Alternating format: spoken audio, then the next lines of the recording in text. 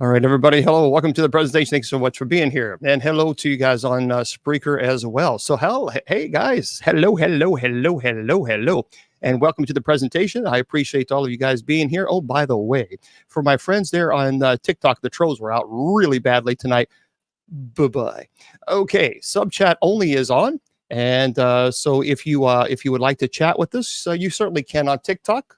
And now the trolls are going to scatter off like little cockroaches that they are, and go hide in a corner until we turn the chat back on.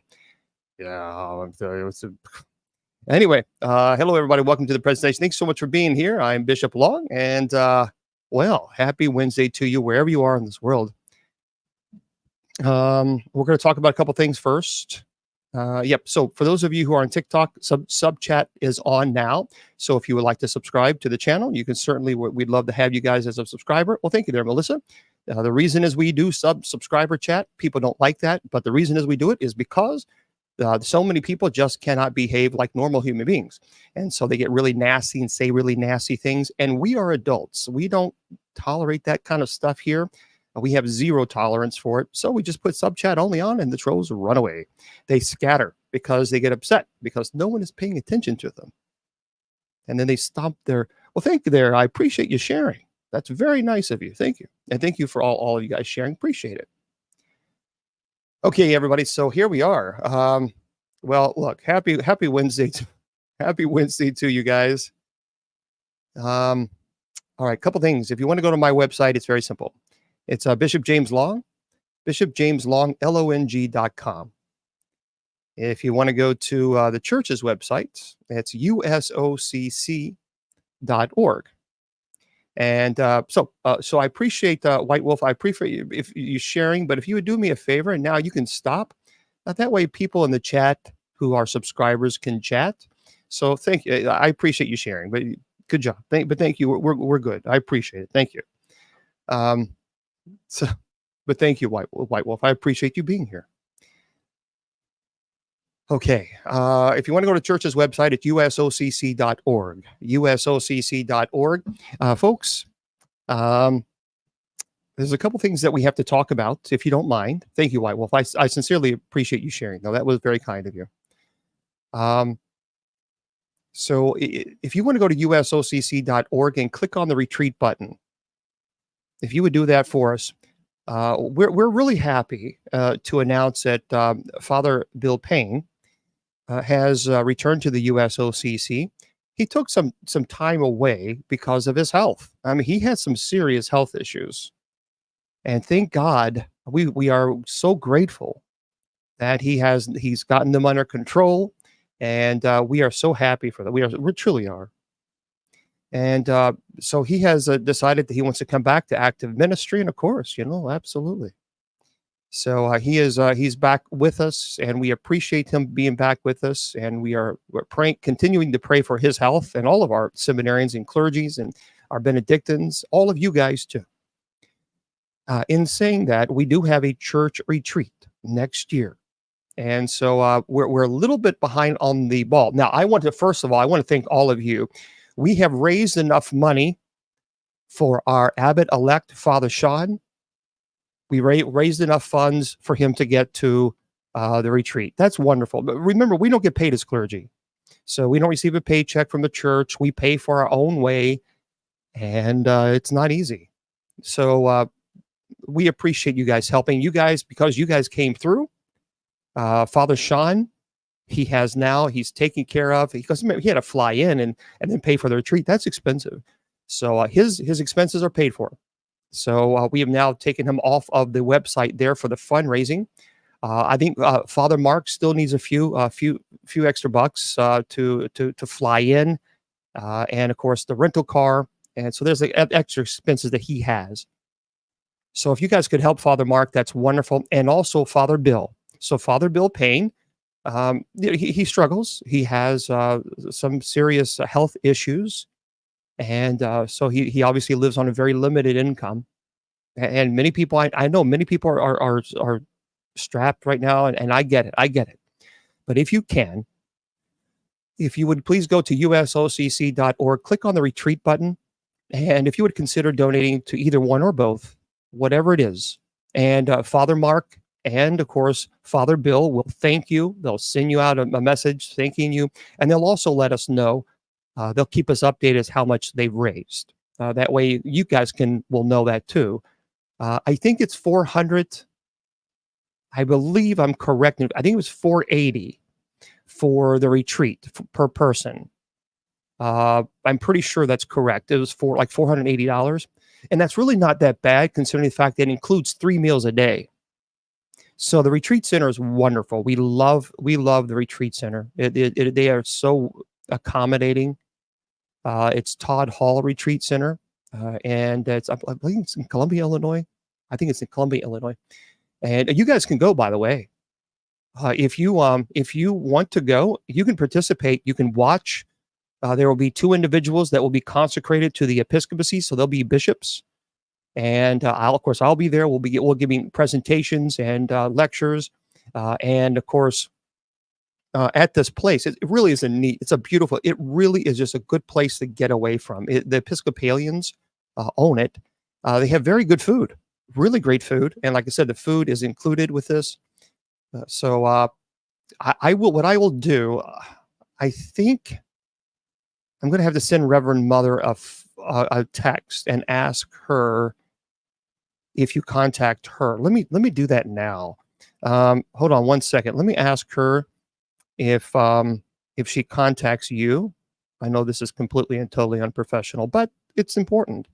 So let me find this, and let's see, what number do people call if they want to join us for our church retreat? There we go. Do they call you or Todd Hall?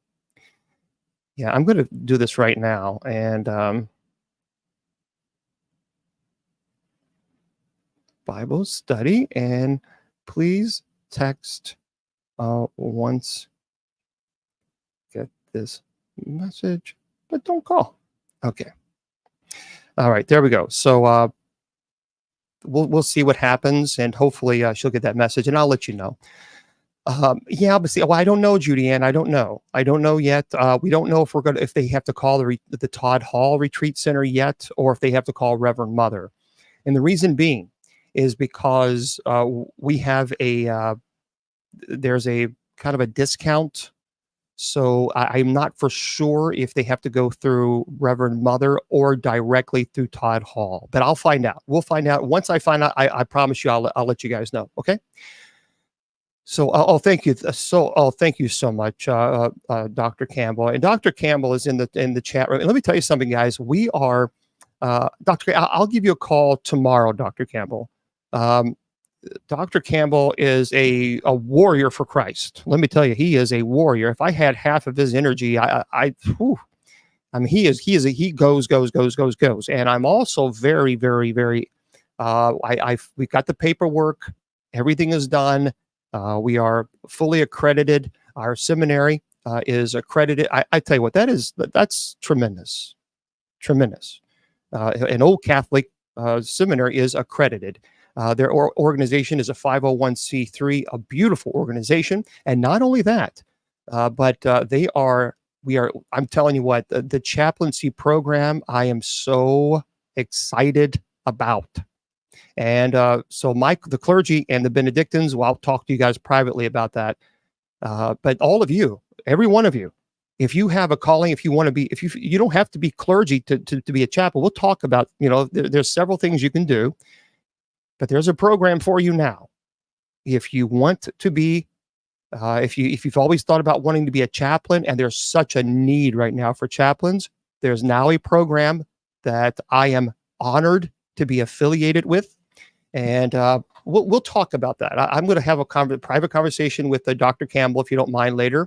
And then we will, I promise you, Sunday, I'm going to have a lot more information. Fair enough? So yeah, it's going to be good. It's going to be good stuff. This is a tremendous program, and it is desperately needed. So yep. Don't worry. I promise you, when we will when it's official and I'm going to go full force, I will promote the living tar out of this thing because there are so many people that want to do this. And certainly our seminarians, our Benedictines, and this is pretty great. So, but anyway, back to the retreat, usocc.org. Click on the retreat button. And if you can help Father Mark or Father Bill, that would be wonderful. Also, don't forget, we have night prayer coming up at 10 p.m. Eastern Standard Time.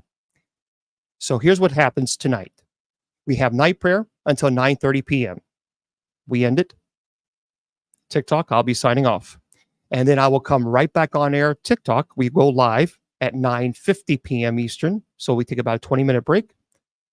And then on Spreaker, we have our night prayer. So it's at 10 p.m. We officially start. Okay, so that's tonight. And we hope that you join us. Everyone is welcome. So let me talk about this before we get into the presentation, because I think it's important. I've been slammed today with phone calls from people that are overwhelmed with the election. Now, listen, we are not political here. We don't argue politics here, where this is not the place for it. We don't do it. We don't, because it's too divisive. It's too divisive. And right now, I just don't believe in adding fuel to the fire. I just don't. I don't agree with that. But so let me just gonna say this to all of you. Right now, we are gathering not as a separate factions, but as one community. Democrat, Republican, Independent. And we are united under the grace of God and the banner of shared citizenship in this great country. Folks, we find ourselves following a most spirited election and an event that tested our convictions, inspired our hope, and for some, left behind a trail of both triumph and disappointment. Now, I understand the hurt.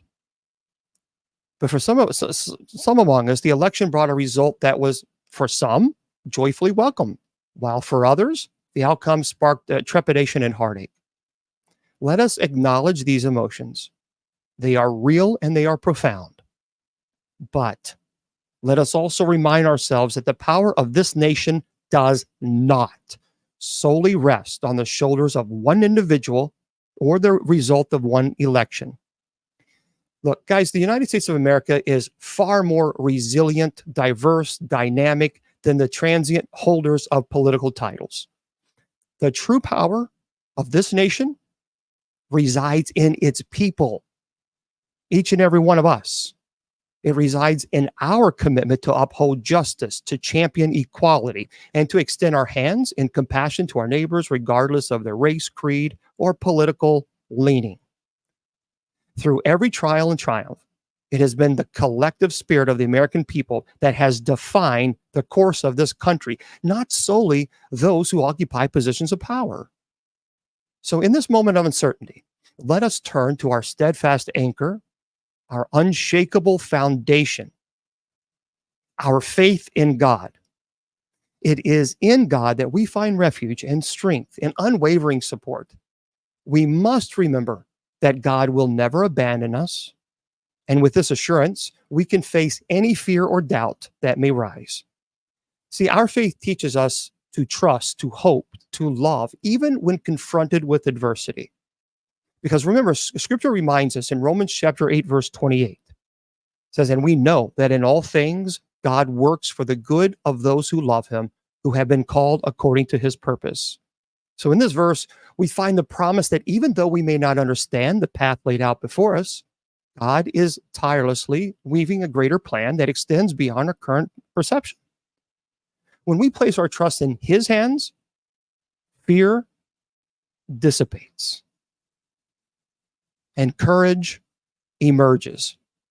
So as we move forward, let's come together in this community, at least as a united force, standing shoulder to shoulder, Democrat, Republican, Independent, with our fellow citizens.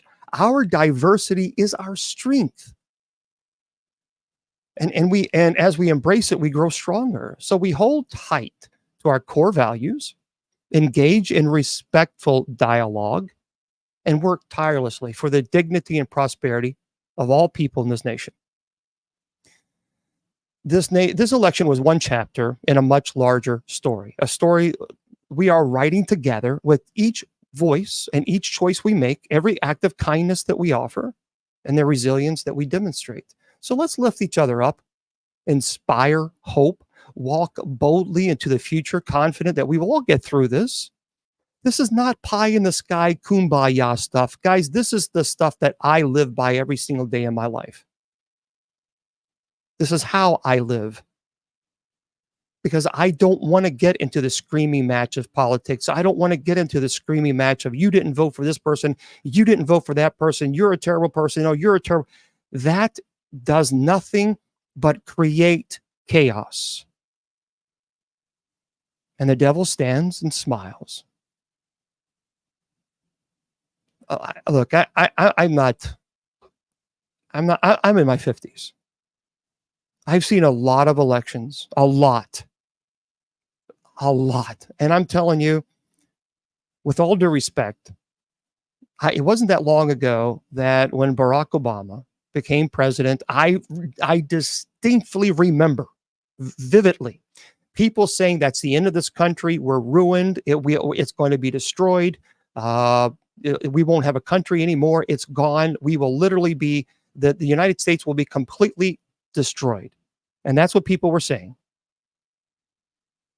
They said the same thing when George Bush. They said the same thing with Ronald Reagan. They said the same thing with George Bush Sr. They said the same thing with Bill Clinton. They said the same thing with our current president. And they're saying the same thing with Donald Trump. This is political rhetoric.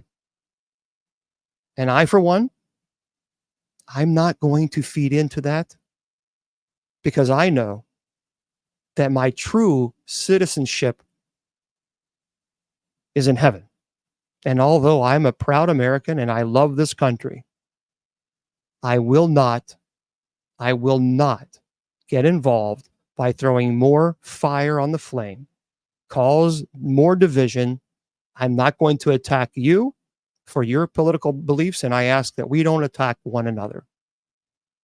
Because in the end, this is exactly what Paul said. The one thing that should unite us is that we all share the same love for Christ. Because the early churches dealt with all this stuff too. This is not new. So we're going to get through this. You and I, we're going to get through this. All of us. Let's lift each other up. Let's pray for one another. And I'm absolutely confident that when we keep our faith in God, then the devil cannot steal your joy. I truly believe that.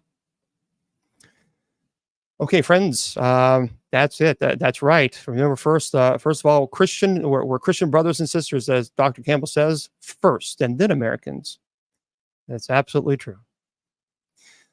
Okay, let's get into our first reading, everybody. And by the way, Sister Jennifer is with us. So hello there, Sister Jennifer. How are you? Hello there. I'm well. Thanks for asking. Well, fantastic. We look forward to having you with us tonight and giving us your reflection on our first reading and responsorial psalms, and it'll be fun. Yes, I'm very happy to be here. Thank you, Your Grace.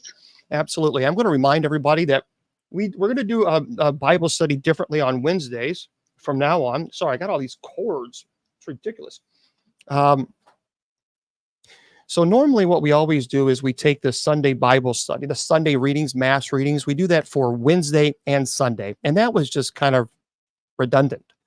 And so what we're going to do now, from now on, is Sunday's Bible study is going to be completely different than Wednesday's Bible study. They will no longer be the same. So today's reading actually comes from today's Wednesday's Mass, and that's how we're going to do it every day. So every Wednesday, it'll be from that Wednesday's Mass, the Mass readings, and on Sundays, it will be for the Sunday Mass readings. And it adds a little bit more extra work to the plate, but I just found it to be redundant the way we were doing it prior. Okay, our first reading, everybody. Our first reading, it is, of course, from Philippians. Philippians chapter 2, and that's verses 12 through 18. And for those of you, if you want to follow along with this, I did create a new little link up there on the USOCC page, usocc.org, and click on Bible study. And if you click that link, the readings are for you. They're right there, so you can follow along with us on the first reading, the responsorial psalm, and the gospel reading. And I also have the readings up there for Bible. Thank you, for Sunday's Bible study. Okay, so usocc.org and click on Bible study. Okay, Sister Jennifer, if you would do us the honor, please, and if you could read our first reading. Therefore, my beloved, as you have always obeyed, so now, not only as in my presence, but much more in my absence, work out your own salvation with fear and trembling. For God is at work in you, both to will and to work for his good pleasure. Do all things without grumbling or questioning, that you may be blameless and innocent, children of God without blemish in the midst of a crooked and perverse generation, among whom you shine as lights in the world, holding fast the word of life, so that in the day of Christ I may be proud that I did not run in vain or labor in vain. Even if I am to be poured as a libation upon the sacrificial offering of your faith, I am glad and rejoice with you all. Likewise, you also should be glad and rejoice with me. Fantastic. And if we were at Mass, of course, we'd say the word of the Lord. And Sister Jennifer, I'm going to chill and play some relaxing music. How's that? And while I do that, if you could give us your reflection, that would be wonderful. I will. In this reading, Paul is emphasizing the importance of obeying God. We are instructed to work out our salvation in fear and trembling. This could be taken to mean terror and urgency. This could also be taken to mean with passionate enthusiasm. He is keenly aware that he won't be alive on this planet to lead the Christian movement forever in this verse. He is emphasizing that we continue on to be a light in the world so that we too can join in everlasting life and meet him when we get to heaven. This verse is a good reminder of all those who have sacrificed to spread the gospel. Jesus was the ultimate sacrifice, of course. Many others gave their lives to ensure the survival of what Jesus taught us, and by obeying God and enthusiastically living out our faith, we honor not only God, but also the saints. Let's remember that we ourselves won't always be here. Let's be signposts and illuminate the way for future generations so that they may also see us as an example of good faith. Well, very, very good. Thank you so much. That was beautiful. Thank you, Sister Jennifer. Thank you. Okay, so let me give you a little bit of a historical background because, as you know, I love history and I certainly love biblical history. And so I think it's important to kind of give you an idea of what that means. Okay. So the epistle to the Philippians, written by Paul, is often viewed as a letter filled with joy and encouragement. It was written about AD 61 to 63. And this letter was penned during Paul's imprisonment, probably in Rome. Although in chains, Paul's spirit and purpose remained unshaken, reflecting a deep commitment to the spread of the gospel and, of course, the nurture of the early Christian communities. So Philippi was a Roman colony in Macedonia. Its citizens were proud of their Roman identity. So the church in Philippi was among the first established by Paul in Europe, and it held a distinct place in his heart. So it was a diverse community facing, however, external pressures and internal challenges, striving to live out their faith in a predominantly non-Christian Roman culture world. So in this particular passage, in the reading today that we heard, Paul exhorts the Philippians to continue their obedience to God, urging them to work out their own salvation without fear and trembling. And he reminds them that it is God who works in them, emphasizing the importance of living a life devoid of grumbling and complaining to shine like stars in the world. So Paul concludes by expressing his joy, even if he is poured out like a drink offering, and he urges the Philippians to share in this joy. Now, there's a lot of symbolism here. And for those of you, again, if you're on TikTok, if you offer gifts to the ministry, and I don't thank you, I do apologize. It's only because I have two different computers running at the same time, and sometimes I don't see it. So it says, work out your salvation. What does that mean?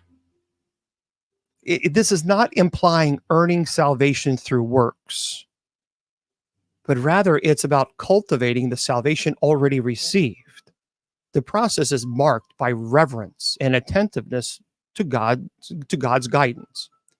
He also talks about fear and trembling. This is a phrase indicating a profound respect and responsibility towards God's presence and purpose in their lives. He also discusses God works in you, because this underscores the divine initiative and empowerment in the Christian journey. It's God who enables believers to desire and enact his will. And of course, without grumbling or disputing, it reflects a call to live harmoniously, contently, avoiding the destructive behaviors that undermine witness and community. And when he talks about shine as lights and stars, it's a vivid image echoing the Old Testament, actually, in Daniel chapter 12, verse 3, of God's people illuminating God's truth in a corrupt world. And then finally, there's a drink offering. So Paul's metaphor of self-sacrifice, it's derived from a Jewish Greco-Roman practices. It symbolizes his life being offered in service to God's plan. So under the Roman rule, Philippians faced pressures to conform to societal norms that often conflicted with Christian teaching. So honoring Christ as Lord challenged the imperial worship and the accompanying cultural ethos, if you will. See, the Roman environment, it valued strength and power and public honor, ideas contrary to self-giving, humble model of Christ described early in Philippians. So how can we apply this reading to our modern everyday world? Well, we can. And a lot of people, I think that's what's really important, that clergy is able to make that connection. And what I mean by that is, if you can't make the connection as far as how do we use what we read in today's world, then the reading just becomes a concept. So in our contemporary world, we find ourselves in various cultural Rome-like settings where values of productivity, success, individualism often challenges our faith principles. And Paul's message encourages us to remain distinct, exemplifying Christ-like virtues and societal pressures. And true growth is not found in becoming something new, but in becoming more of who you are in Christ, recognizing that spiritual maturity is about embracing and living out your identity. And your greatest witness, my friends, is not your words, but how you choose to live them. Because the authenticity of faith shines brightest in actions, not mere declarations. Because anybody can call yourself a Christian. But if your actions do not demonstrate the statement that I'm a Christian, well, there's a problem. When you stand firm in love and humility, you become a beacon of hope in a world that I think is longing for authenticity, because the Christian call is to embody the hope and truth that's found in Christ's pattern of life. And I don't believe the sacrifice is not losing a part of oneself, but rather sharing the heart of God with others. We talked about that the other day. So understand that true fulfillment comes through giving of oneself for the sake of others. You know, I believe that joy is the quiet strength that flows from a life surrendered to God's will. So discover lasting joy, not in circumstances, but in the faithfulness and sovereignty of God. And when you do that, I assure you, life is truly fulfilling. This is a beautiful reading. There's so much history. There is so much history behind this particular this place, and a lot of people don't know about it. But as a colony, it was considered an extension of Rome. Basically, it was governed by Roman law, and it was populated by Roman citizens, and many of them were retired soldiers. So the Roman influence imbued the city with a strong sense of loyalty to the empire and its traditions. And it created a unique backdrop for Paul's message of a different kind of citizenship, one of heaven. So remember, Paul's relationship with the Philippians was notably warm and affectionate, as we can see by the tone of the letter. He first visited Philippi around AD 49 during his second missionary. It's recorded there in Acts chapter 16. Now, there's a lot here that I want to just basically break down for you, and then we'll move on to our next reading.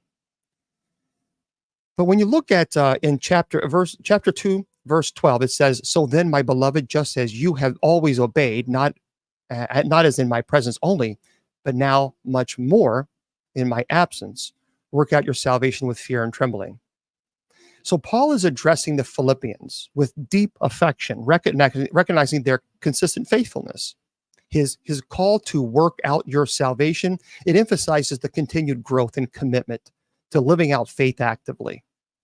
And remember that when we talked about fear and trembling, it signifies a reverent awe, not like being afraid of God, but of being reverent. In verse 13, it says, "For it is God who is at work with you, both to will and to work for his good pleasure." So what is Paul's doing is here, he's reassuring the believers that God is the enabling force behind their actions. So the divine support encourages them to pursue God's purposes, underscoring God's role in transforming their desires and actions to align with God's will. In verse 14, it says, "Do all things without grumbling or disputing."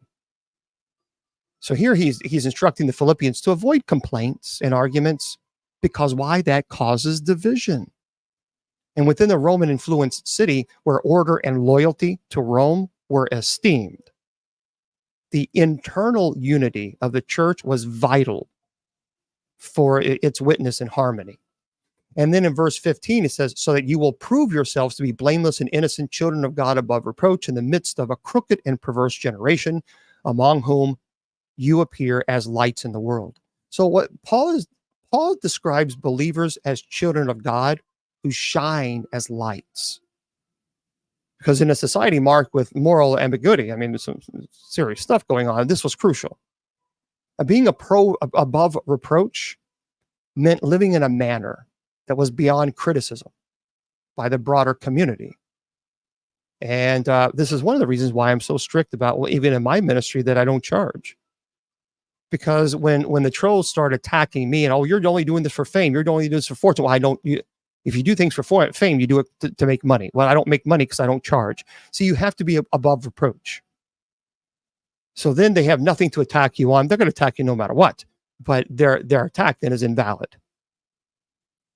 And then Philippians, of course, verse 16 says, "Hold fast the word of life, so that in the day of Christ I will have reason to glory, because I did not run in vain, nor toil in vain." So he's encouraging them to cling to the gospel, because the gospel is the word of life. And then finally, he says in 17, "But even if I'm being poured out as a drink offering upon the sacrifice and service of your faith, I rejoice and share my joy with you all." So this is an image. This imagery of a drink, it suggests that Paul's willingness to suffer for faith's sake. His joy is intertwined with the Philippians' persistent faith and service. Despite his potential martyrdom, Paul finds profound joy in the knowledge of their steadfastness. And then we close out on verse 18. Well, thank you. "You too, I urge you, rejoice in the same way and share your joy with me." So he's inviting the Philippians to share in his joy, making their mutual faith and perseverance a cause for shared celebration, despite their struggles. I think when you reflect on this reading with the historical context, it reveals a dynamic relationship between Paul and the church in Philippi. In a city proud of its Roman identity, believers were encouraged to exhibit a different kind of citizenship, a heavenly one marked by love, unity, and a shining example of faith. Because after all, that's what being Christian is all about. Showing empathy, showing compassion, and loving one another. After all, that is what our Messiah said that we are required to do. Okay, our second reading, actually, it's not a reading, technically, it is the Psalms. So in the weekday Mass, we always have a first reading, and then we have a psalm, and then we have a gospel reading. So today's psalm is Psalm 27, and it's verses 1 and 4. I don't know why I keep saying 4 and 13 and 14. Okay. So again, you can always go usocc.org, usocc.org, click on Bible study, scroll down to Wednesday, and you can click on Psalm, and you'll be able to follow along with us. Okay, Sister Jennifer, if you would do us the honor, please, and if you could read our Psalm today. Yes, I will. The responsorial psalm. The Lord is my light and my salvation. Whom shall I fear? The Lord is the stronghold of my life. Of whom shall I be afraid? One thing have I asked of the Lord, that will I seek after, that I may dwell in the house of the Lord all the days of my life, to behold the beauty of the Lord and to inquire in his temple. I believe that I shall see the goodness of the Lord in the land of the living. Wait for the Lord, be strong, and let your heart take courage. Yea, wait for the Lord. Fantastic. And in this case, we don't say the word of the Lord. Actually, the responsorial psalm, thank you, is normally read or it is sung. So, Sister Jennifer, if you would do us the honor, and if you can give us, please, your reflection on our responsorial psalm. Sure. My reflection is this psalm is very powerful and inspiring. The word light really draws my attention because when I try to visualize God in my mind, I think of blinding and shimmering light. This psalm reminds us that there is nothing to fear in all creation if we are faithful to God. This reading proclaims that we may even see the goodness of the Lord in the land of the living. So often it's easy to focus on the darkness in our world. But even this fallen creation we live in can radiate with light, although sometimes it has to be honestly sought out through effort, prayer, and repentance. The reading ends by instructing us to be strong, courageous, and patient, trusting that the Lord is there. I'm reminded of the words of St. Faustina in her devotion to the Divine Mercy, Jesus, I trust in you. These simple words can be a comforting prayer on our darkest days. No matter how dark and difficult things get, always remember that ultimately, nothing can stand against our Lord. He is there using everything that happens for our greater good. He is watching over us and protecting us through all eternity. Beautiful. Thank you so very much, Sister Jennifer. Okay, so let's break this down historically. The psalm, it's attributed to King David. It's a prayer and a song of trust in God amidst adversity. So let's kind of look at the historical context, the symbolism. Psalms, written over centuries, encompasses a range of emotions and situations. So Psalm 27 is traditionally attributed to David, who faced numerous threats during his life. So from King Saul's jealousy to family strife, external enemies, the psalm reflects the experience of someone deeply aware of danger and yet profoundly trusting in God's protection and presence. It's a beautiful psalm. There's a lot of symbolism, and I'm going to go verse by verse and explain them in just a second. But it talks about light and salvation. It symbolizes, well, thank you. It symbolizes enlightenment, guidance, and deliverance. When it talks about stronghold, it represents security and refuge, assurance against adversities. When it says dwell in the house of the Lord, it indicates communion and perpetual presence with God. It's a desire for spiritual closeness. It talks about beauty of the Lord because it reflects the divine attributes of holiness and glory, deserving of admiration and reflection. And it talks about wait on the Lord. Why is that important? Because it emphasizes patience, trust, resilience, and anticipation of God's intervention. You know, when we break this down so that you guys can get a better understanding as far as what it all means, It really is, I think, it's a beautiful reading. Verse 1, it says, you probably have all heard this before. The Lord is my light and my salvation. Whom shall I fear? The Lord is the defense of my life. Whom shall I dread? That is profound. The opening verses express profound confidence in God as the source of illumination and deliverance. This is not a pie in the sky reading from somebody who is sitting comfortably, in their home without any threat. It's coming from someone who actually faced many threats. And within those threats is perseverance. And God never wavered. See, in a world where physical darkness often symbolizes fear and uncertainty, identifying God as light affirms his role in providing guidance and clarity. And in verse 4, it says, one thing I have asked from the Lord that I shall seek, that I may dwell in the house of the Lord all the days of my life, to behold the beauty of the Lord and to meditate in his temple. So David expresses a singular focused desire to be in the Lord, in the presence of the Lord continually.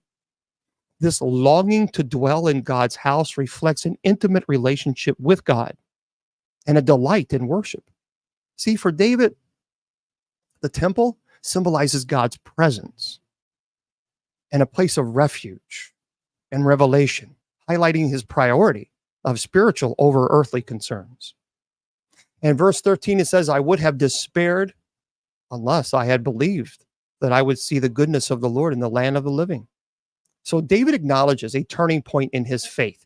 Belief in the goodness of the Lord sustains him, providing hope and preventing despair. So the phrase in the land of the living, it emphasizes an expectation of experiencing God's faithfulness and benevolence during his lifetime, not just in the hereafter. And then finally in verse 14, it says, wait for the Lord.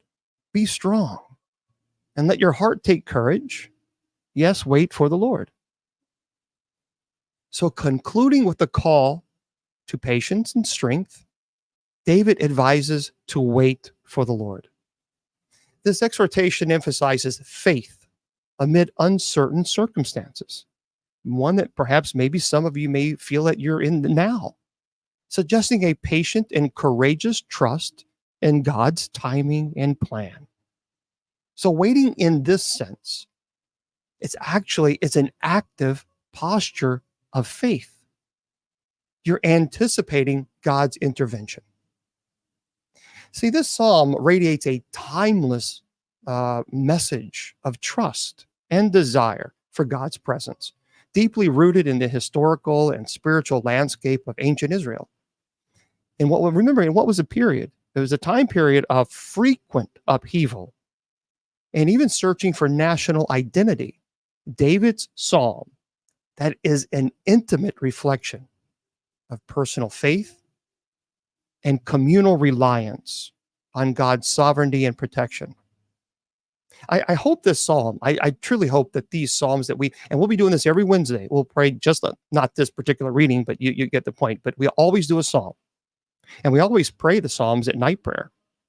But I hope this psalm inspires you to seek the presence of the Lord above all else, to trust in God's guidance and protection through all circumstances, good and bad, and to courageously wait upon the Lord, confident in his goodness.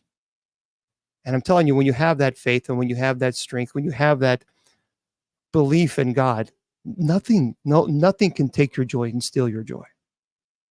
Quite beautiful. Faith, remember, friends, faith is not the absence of fear, but the courage to face it, knowing that you are never alone. Because true light does not merely reveal what lies ahead, but actually transforms us with every step that we take. Thank you. And many of you are searching for meaning in life. In the search for meaning, find your purpose not in what fades, but in the divine that endures. And just remember, waiting is not passive. It's an active surrender to God's timing and expectant hope. And I think that's beautiful and that's strong, because strength is built not in ease, but through perseverance in the light of unseen promises. Never give up. Never give up faith. Never give up hope, because God never gives up on us. Okay, let's get into our gospel reading, everybody.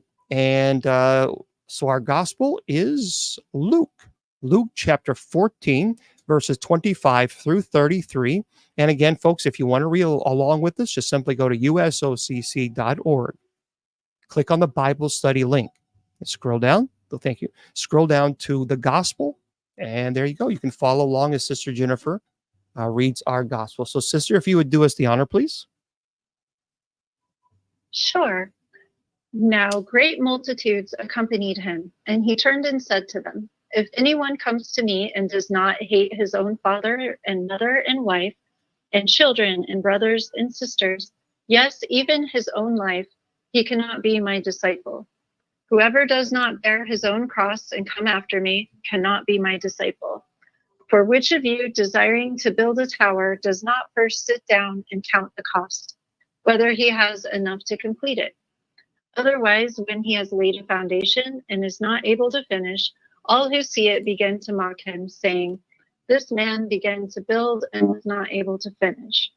Or what king, going to encounter another king in war, will not sit down first and take counsel whether he is able with 10,000 to meet him who comes against him with 20,000? And if not, while the other is yet a great way off, he sends an embassy and asks terms of peace. So therefore, whoever of you does not renounce all that he has cannot be my disciple."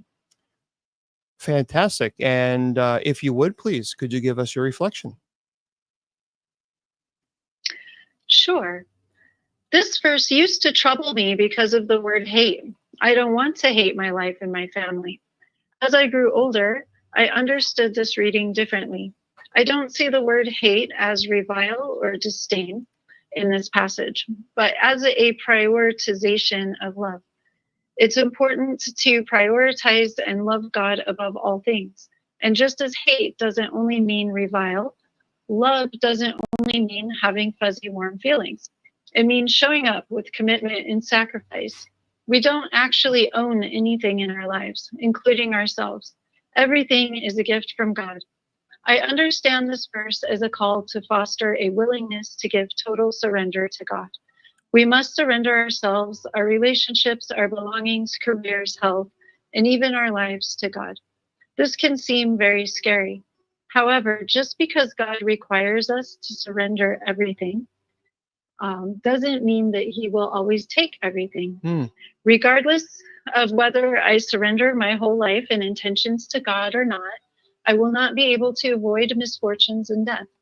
Through serving God, there is hope that even through suffering and death, we can be delivered and taken to God's kingdom. One of the best things about being Catholic is that we believe there is meaning in suffering. And even that suffering can be offered up in service to the Lord. Very, very well said. Thank you so much for being with us this evening. You did a fantastic job. This is the first time we've done it this way, guys, with the first reading, responsorial, and the gospel. And I tell you what, you just you came on air and act like you've been doing this for 20 years. So thank you, because you're always prepared. But thank you, Sister Jennifer. We really appreciate your insightful your thoughts on this. So thank you. Thank you, Your Grace. It's an honor to be here, and thanks to everyone listening. All right. Good night. Good night. All right. That was our Sister Jennifer. So we appreciate her. She always does a great job. Fantastic. Yeah, that's how we're going to do this from now on. Is we're going to take the Wednesday and Sunday's Bible studies are going to be different. That we used to always keep them the same readings, but we changed that. So, which is good. We needed to do that. So that was fantastic. So we appreciate that. So let me give you my reflection here, and then we're going to get into our reading for Genesis. How's that? Because there's a lot to go over on this one. There's a lot. And Let me just give you a little bit of history on this reading, because I think it's so important to teach the history. The Gospel of Luke was actually written around 80 to 90 AD. And it was during a time when the early Christian community was defining itself amidst the Roman rule and Jewish tradition. So the followers of Christ, they were often marginalized and they faced persecution. I mean, life-threatening persecution. So this context of struggle and societal tension, it underscores Jesus' message about the cost of following him. See, when Jesus speaks of carrying one's cross, he addresses a society familiar with Roman crucifixions, painful, shameful executions, meant to serve as a deterrent to dissent. So the following, obviously, look, the crowd following Jesus would have understood the gravity of this imagery, and they were all well aware of the real consequences of opposing the Roman Empire and the religious establishment. And Jesus, he uses a strong language, asking his followers to hate their own families if they are to be his disciples. Yeah, scholars understand this language. It's a rhetorical. It's rhetorical language. It's common Semitic tradition to emphasize priority and commitment. In essence, Jesus calls for undivided loyalty, and even far above familial and societal bonds. Yeah, you can. Just one second. Let me just get this lecture done, and then just be more than happy. So there's a lot of symbolism in this particular. Let's go on the symbolism first, and then I'll break it down for you. So the cross symbol. So it symbolizes suffering, sacrifice, commitment. Jesus uses this metaphorically to describe their readiness to bear sufferings and responsibilities in the pursuit of spiritual truth and eternal life. Again, the word hate in this context is a call for preference, not, oh, I really just hate this person. No, it indicates that one's love and commitment to Christ, it has to surpass all others. Christ is not saying that you have to hate your mother. That's not what he was referring to.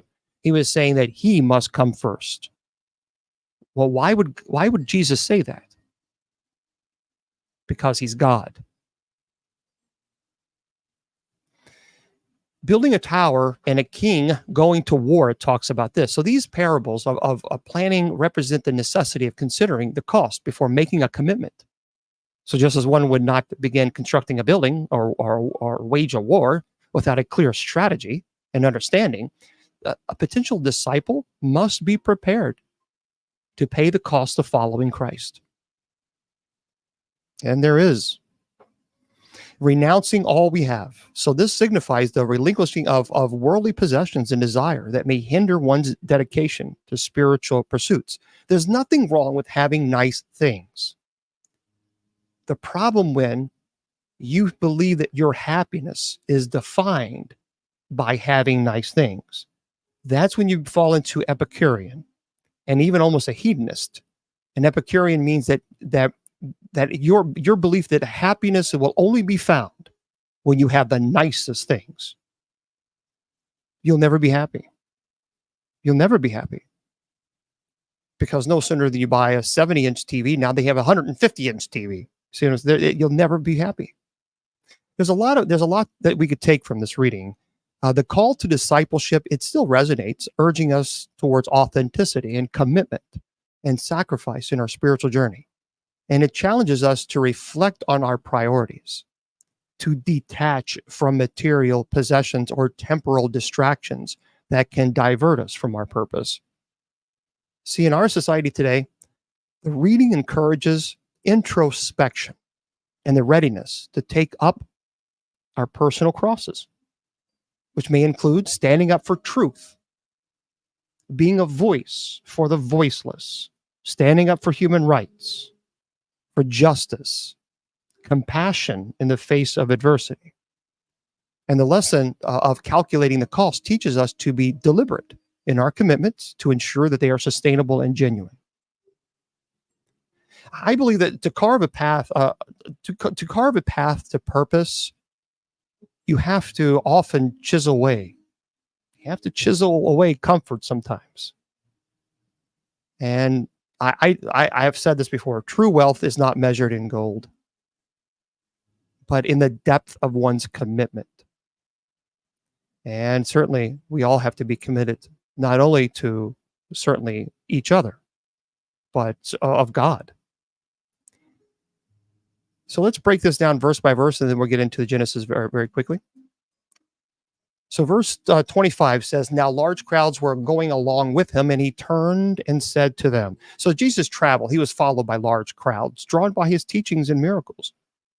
And he addresses them directly, setting the stage for a deeper understanding. And verse 26, he says, if anyone comes to me and does not hate his own father and mother and wife and children and brothers and sisters, yes, and even his own life, he cannot be my disciple. Again, I've talked about this, what hate means. And verse 27 says, whoever does not carry his own cross and come after me cannot be my disciple. The imagery of carrying a cross, especially when we're talking about a Roman occupied Palestine, where crucifixion was a method of unaliving. Oh, I got to do a little puzzle here. 1 second. There we go. It symbolizes the willingness to suffer and to endure for the sake of following Christ. Remember, folks, discipleship involves a readiness to face hardships and even persecution for faith. Because I've told you before, the devil will offer you a crossless life. The devil says, you don't need to do that. You focus on you. Because the devil reminds you to focus on you, meism, and forget about everybody else. Verses 28 through 30 says, for which one of you, when he wants to build a tower, does not first sit down and calculate the cost, see if he has enough to complete it. Otherwise, when he has laid a foundation, is not able to finish. All who observe it began to ridicule him, saying, this man began to build and was not able to finish. So this illustration of planning underscores the importance of understanding the full commitment required before embarking on a path of discipleship. So just as a builder must assess resources before construction, a disciple, you and me, we must consider the demands and sacrifices of following Christ. So what are those demands? Well, I'm going to tell you. Love God with all your heart, soul, mind, and body. Love your neighbor as yourself. And 31 and 32 says, or what king, when he sets out to meet another king in battle, will not first sit down and consider whether he's strong enough with 10,000 men to encounter the one coming against him with 20,000, or else while the other is still far away, he sends a delegation and asks for terms of peace. So Jesus uses this analogy of king preparing for battle to convey the necessity of evaluation and preparedness. Following Jesus requires a deliberate decision, weighing not only spiritual strength, but also understanding of what victory in God's kingdom entails. If you're going to follow Christ, then you must understand what being his servant is, and you must be willing to be one. And in verse 33, it says here, so then none of you can be my disciple who does not give up all his possessions. So the call to relinquish possessions reflects a heart wholly dedicated to God. For early Christians, this meant holding wealth and earthly attachments lightly, trusting in God's provision, being ready to use resources for the sake of the gospel and the community.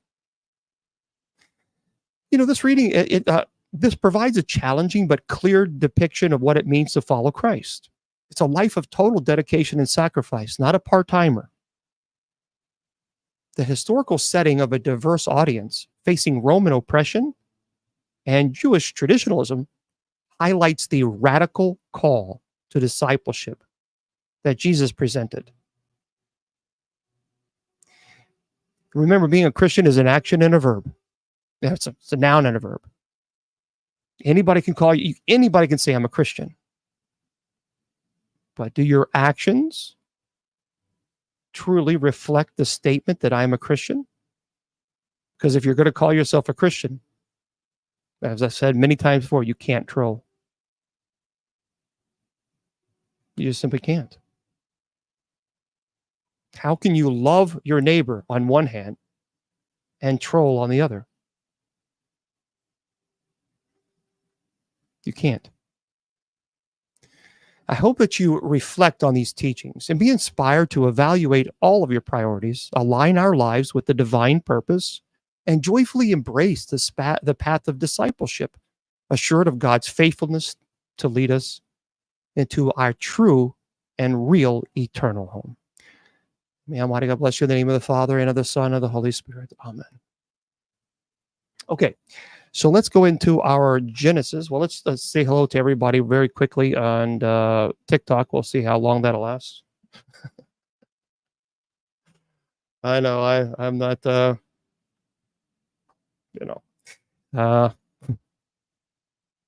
we'll see how it goes. But tonight, don't forget, we have night prayer coming up. And so we have night prayer coming up at the top of the hour at 10 p.m. Eastern Standard Time. We're going to stop here at 9:30. And then we go live again on TikTok around 9:50 p.m. Eastern. And then we start our night prayer, of course, at 10 p.m. Before we do this, I want to let everybody know that today's a special day. Did you know that? And I know that we're gonna do this very quickly because we have to. It's unacceptable not to. And what I mean by that is today is someone's birthday. It is someone's birthday.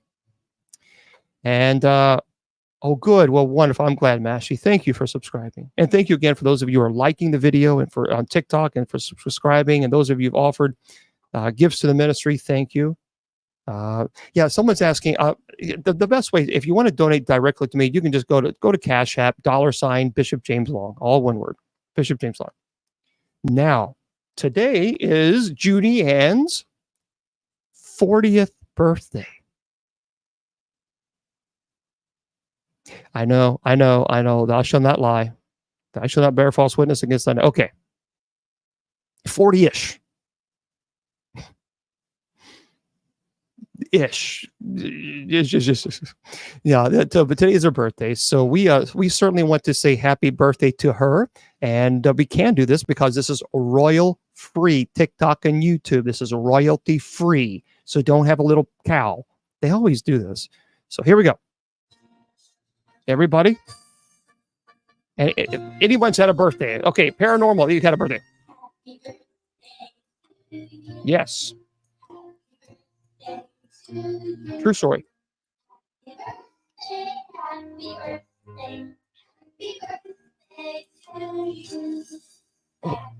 You want to sing to her? I didn't know you could. Hey, happy birthday. Happy birthday. There we go. Okay. Well, you got to be kidding. Okay. You know the number. Call in. Okay. Hold on, folks. We have a, but you got to call in fast because we're going to do a Genesis. But this is very, very important. So call in. You know the number. Yep. All right, here we go. iPhone 7 Plus. Oh, I got to do this. Hold on. I don't know. You going to call in? Okay, there we go. All right, hold on 1 second. Okay, are you there? Wait a minute. Are you there? All right, let me just put it this way. Let's see if we can do it this way. So this is our seminarian Thad. So you can hear me pretty well. Oh, well, hold on, I gotta put there we go. Now can you hear? Yes, sir. Okay, so let's go ahead. Do you want me to play this birthday song all over again, or are you just going to do it by yourself? I'll just do some acapella. Well, I had no idea we were going to do this, boys and girls. Can you back me up? Heck no, absolutely no. No beatbox or nothing. Oh yeah, that's exactly what you want me to do is the beatbox thing. Oh my goodness. No, that'd be scary. Okay. Happy birthday to you. Yes. Happy birthday to you. Happy 100. birthday, Judy Ann. Happy birthday to you. Very good. Well, thank you very much. I appreciate that. My pleasure. All right. Well, you have a good one. We appreciate you singing to Miss Judy Ann. You as well. Take care. Good night. Bye-bye. All right. So there we go, everybody. That was our seminarian did a fine, fine job, brother Thad. Tell you what, that's pretty good. I mean, the thing is it's interesting when it's regular singing. I get very uncomfortable, but if we were at mass, I would just, no, I have no problem. I just, I'll just go right into the, the chanting. So yeah, I don't have an issue with that. But that's good. That was good. All right, he tore it up. He tore it up. Okay, so let's put this over here, and we don't need this stuff no more. So we'll put this right here, and oh man. See, they did a stupid update again on this computer. I wish Mac would stop doing that, because what they do an update, and then it takes all of my programs that I had open and it shuts them down, and it really drives me crazy. So I'm trying to figure out where we were, and I'll do the best I can. But Abram, okay, we talked about Abram here. I think we were at Genesis. Let's see, 12 verse 10. We did that. It was a famine, so Abram went down to sojourn there. The famine was severe in the land. Yep, we did that. So I got to find it now, because every time it does this. Okay, here it is. Yeah, there it is. Okay, I think we got it. Okay. So let me open this up, and hopefully it stops doing that. They do it every time. Every time there's an update. Okay. So we were talking about Abram. Remember, Abram decided to head on down the land there, because there was a bad famine, and he decided to do that on his own without God telling him to do it. And because there was so he relied on himself and not on God. So I think it was Genesis chapter 12 verse 11. Yep, that's it. Okay. Let me grab something here. This is stupid. All right, let me get this thing here. Yeah, I have a monitor, and it's good. You have to have the monitor, otherwise because you can kind of see if people are being cray-cray. And then I can delete them myself if the moderators miss that. But okay, Genesis chapter 12, verse 11. Let's start that. How's that? Well, thank you there, Ashley. I appreciate that very much. Okay. It says here, it came about when he came near to Egypt that he said to Sarah, his wife, "See now, I know you are a beautiful woman. And when the Egyptians see you, they will say, 'This is his wife,' and they will unalive him or unalive me, but they will let you live. Please say that you are my sister, so that it may go well with me because of you, and that I may live on account of you." Well, that's kind of crazy. What in the world's going on there? I mean, it's like, geez, thanks a lot, buddy. I mean, that's kind of, we'll explain that in just a second, because there's a lot going on there.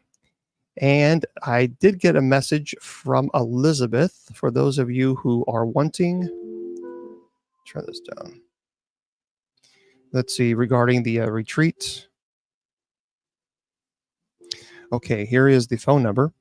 If you want to call Elizabeth, if you would like to have if you would like to participate in the retreat for next year, you have to contact her directly. And the ministry phone number, her ministry phone number is 502-230-0680. So again, if you want to go to the retreat next year, 502-230-0680. As a matter of fact, I'm going to put this up here real quick, if you don't mind. That way, to join our retreat.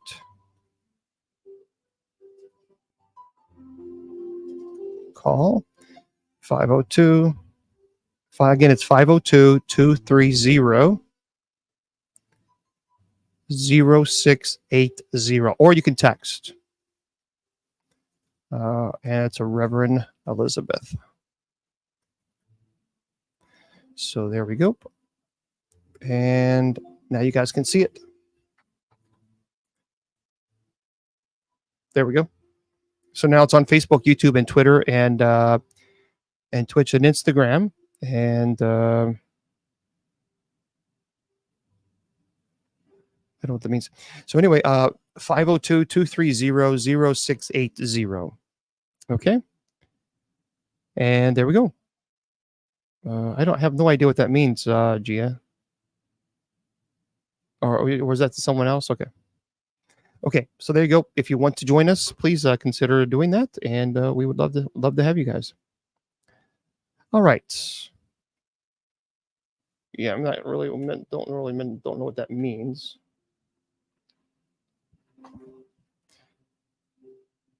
Yeah, I will do that. All right, well, this is where, yeah, we're in Egypt. So, all right, let's explain this. So Abram makes this bold request of Sarah.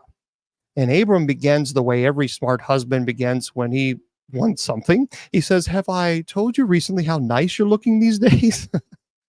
Or as the King James Version says, "I know thou art a fair woman to look upon." Anyway, in truth, Abram's concern wasn't driven by Sarah's beauty. Though I'm sure that she was a beautiful woman. Abram's fear was driven by a well-known cultural practice common among Egyptian noblemen.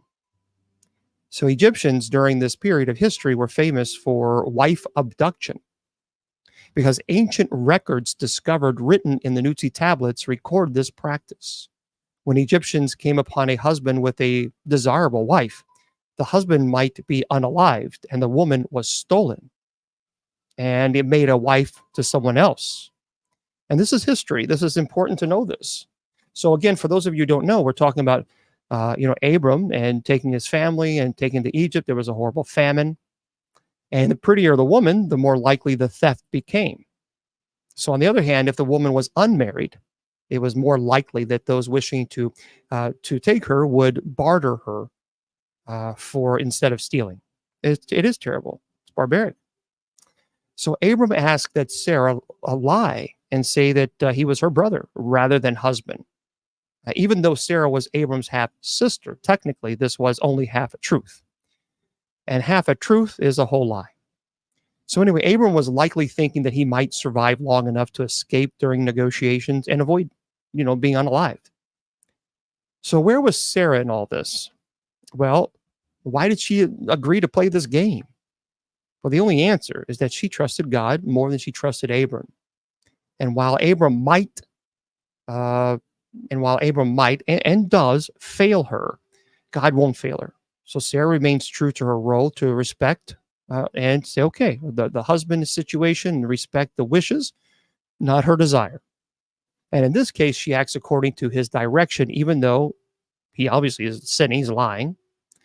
So will God come to her rescue when Abram lets her down? Well, Abram's fear of death and dependency on the world causes him to live a lie and to bring his wife down with him. This is the inevitable course when we try to live with one foot in this world. See, first living near Egypt, then crossing into Egypt, and now living a lie to save himself.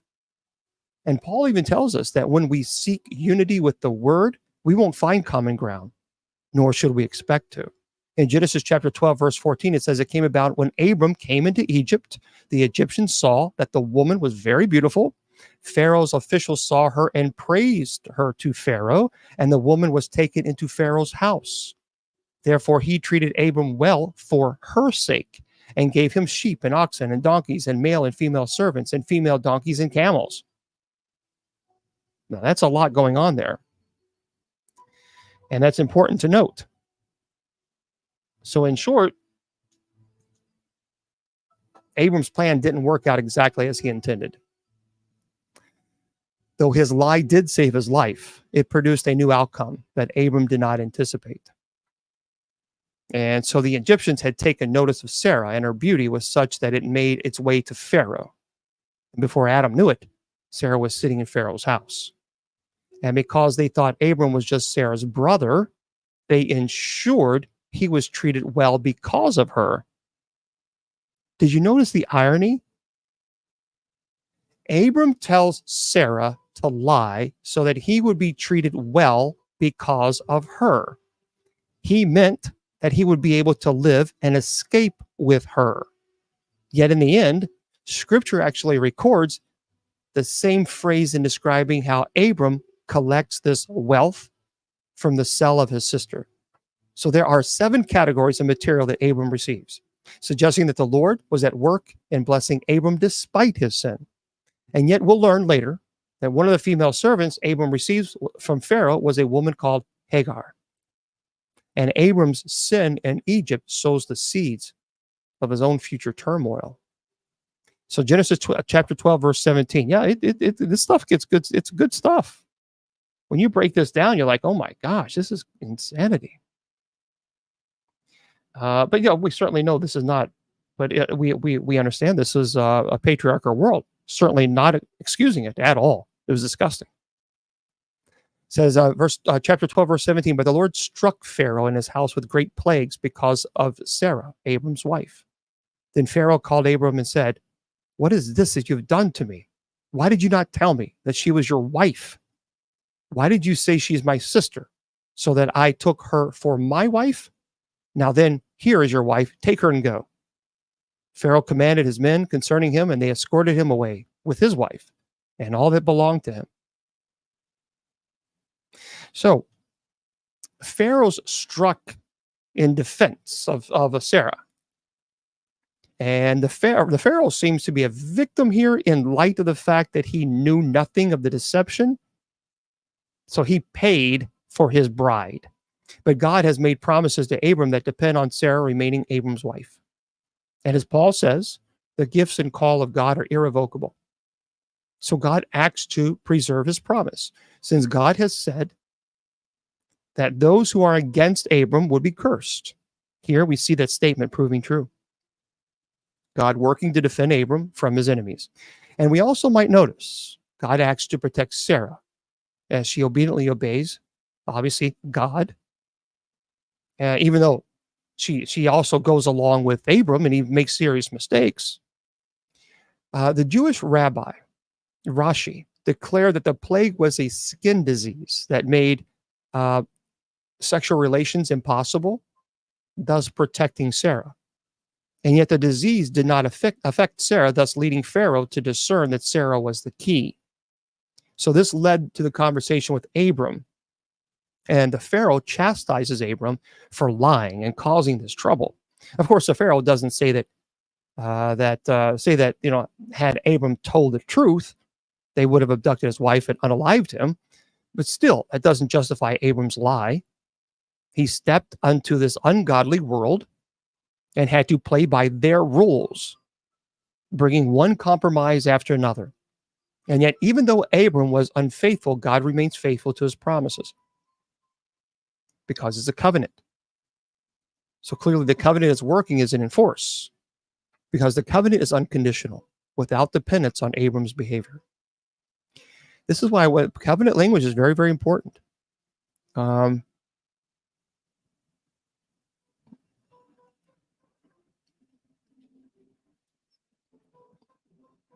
Okay, you're obviously a troll who needs attention, so now you got my attention and you're blocked. Goodbye.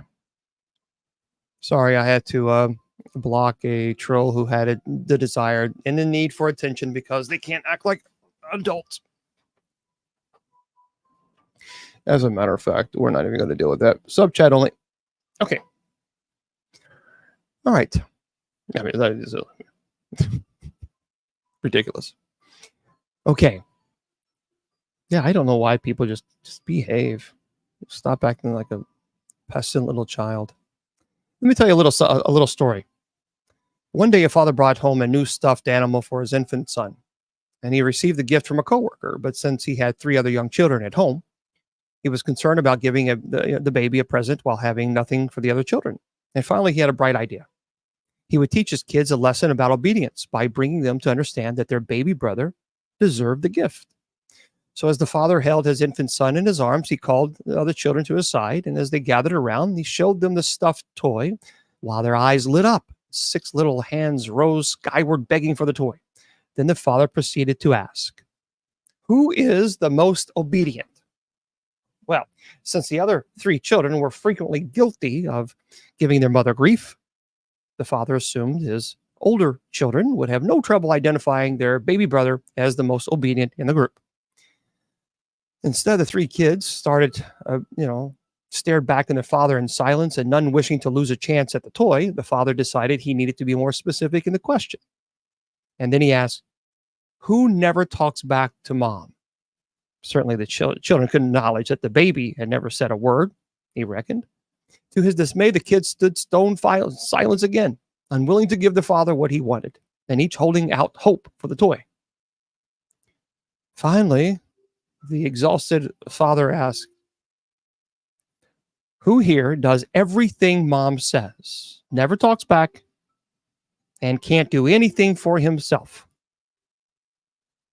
And finally, the three small voices answered all together and said, okay, Dad, you get the toy. Sorry, just smart kids, very, very smart children, very smart children. Yeah, obedience is the call placed upon every single person of faith, every person of faith.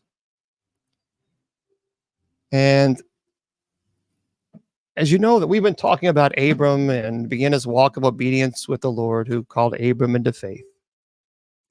And Abram is such a fascinating and it's an amazing study of believers, because we can identify with this man's walk of how he was called out of obscurity into faith, sent into a new direction, challenged along the way, and ultimately made to grow in obedience and holiness.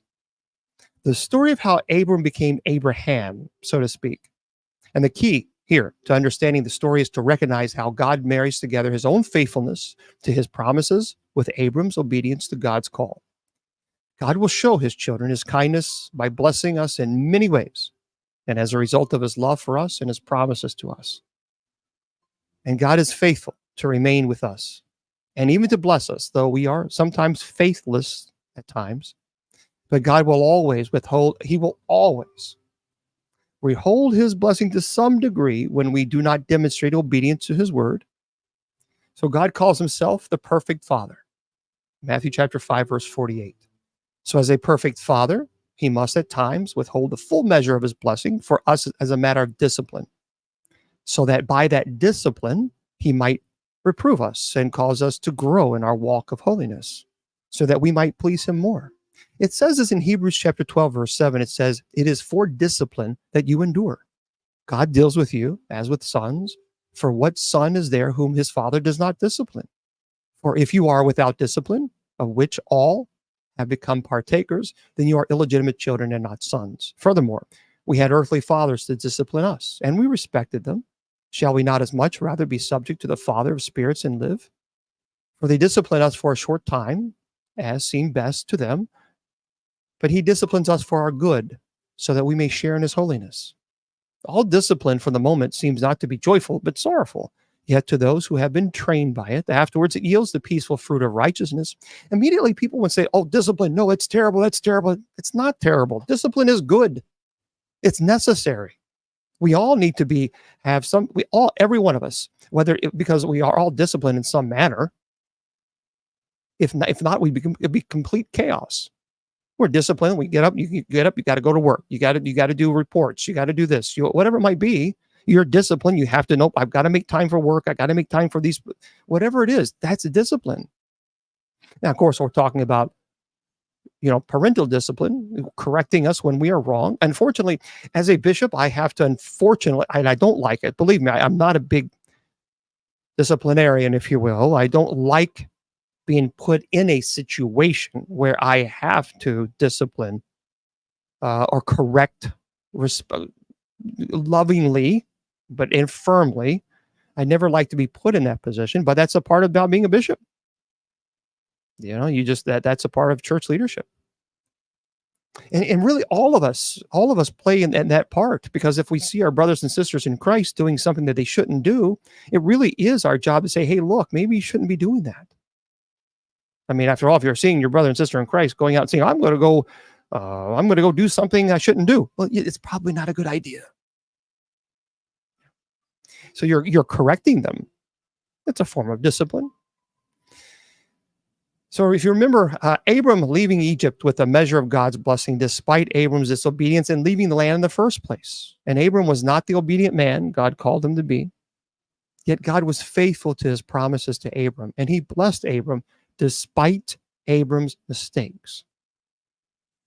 I wonder how much God will prepare to bless Abram once he returns to the land and is fully obedient. Well, we're going to find that out on Sunday. Yeah, I have to stop because if I get into this, then we won't have enough time. So I've got to stop there. So we're stopping in Genesis chapter 13, verse 1. Okay, Genesis chapter 13, verse 1 is when we're going to pick that right back up. So let's open it up to chat, everybody. Let's, so for those of you on Spreaker, I'm going to say goodnight to you guys.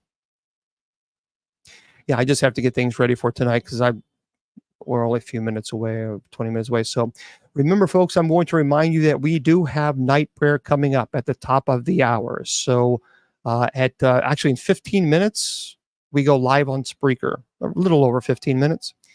We'll play music, and then we start at 10 o'clock. And then I'm going to go live again right here on TikTok at 9:50 p.m. Eastern Standard Time for our night prayer. So please consider joining us. We would love to see you guys there. Judy Ann, the birthday girl, will be praying with us. Well, thank you there, Betty. So she'll be praying with us, and we look forward to that. My friends, I tell you all the time, your value does not decrease based on someone's inability or refusal to see your worth. You are priceless, and don't let any troll tell you or convince you otherwise. So Facebook, YouTube, Twitter, Twitch, Instagram, and Rumble. Good night.